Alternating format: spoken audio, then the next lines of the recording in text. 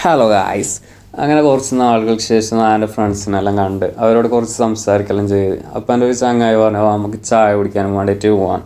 അപ്പോൾ നമ്മളെല്ലാവരും കണ്ണൂർ സിറ്റിയിൽ തന്നെയാണ്. അപ്പോൾ നമ്മൾ നേരെ എന്താക്കി കാൾടെക്സ് പോയിട്ട് ഒരു ചായ കുടിക്കാമെന്ന് വിചാരിച്ചു. അങ്ങനെ കാൾടെക്സ് എത്തിയപ്പോൾ എൻ്റെ അടുത്ത് ചങ്ങായി പറഞ്ഞു ഞാൻ എന്തായാലും നമുക്ക് തളിപ്പുറം പോയിട്ട് ചായ കുടിക്കാം.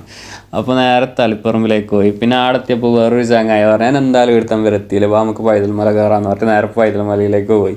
അങ്ങനെ ചായ കുടിക്കാനും വേണ്ടി സിറ്റിയിൽ നിന്ന് ഇറങ്ങിയത് നമ്മൾ നേരെ പൈതൽ മലയിലെത്തി. ഒരു പ്ലാനും ഉണ്ടായിട്ടില്ല നമുക്ക് പൈതൽ മലയിൽ വരണമെന്ന്. പിന്നെ ഇവിടെ നമ്മൾ ആദ്യം പണ്ട് സ്ഥിരമായിട്ട് വരുന്ന സ്ഥലമാണ്.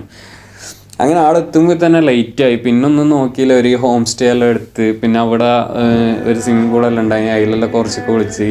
പിന്നെ അപ്പിക്കാൻ ഒരു ചങ്ങായി പോയിട്ട് ചിക്കനെല്ലാം മേടിച്ചിട്ട് കൊണ്ടുവന്നിട്ട് ഗ്രില്ലെല്ലാം ആക്കി. അങ്ങനെ പിന്നെ ഒരു ദിവസം അവിടെ അങ്ങ് കൂടി.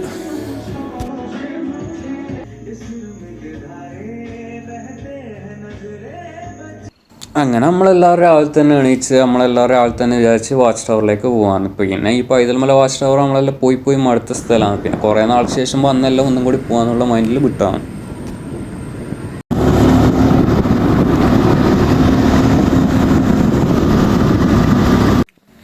അങ്ങനെ പിന്നെ നമ്മൾ ടിക്കറ്റെല്ലാം എടുത്ത് നേരെ ഉള്ളിലേക്ക് കയറി. ഇവിടുന്ന് വാച്ച് ടവറിലേക്ക് ഏകദേശം 2-2.5 കിലോമീറ്റർ നടക്കാൻ വേണ്ടിയിട്ടുണ്ട്. പിന്നെ ഇത് അത്യാവശ്യം ഡീസൻറ്റ് വഴി ആയതുകൊണ്ട് കുറച്ച് ഓടാനും ചാടാനും കഴിവുള്ള മാത്രം കയറാനും വേണ്ടിയിട്ട് നോക്കാം.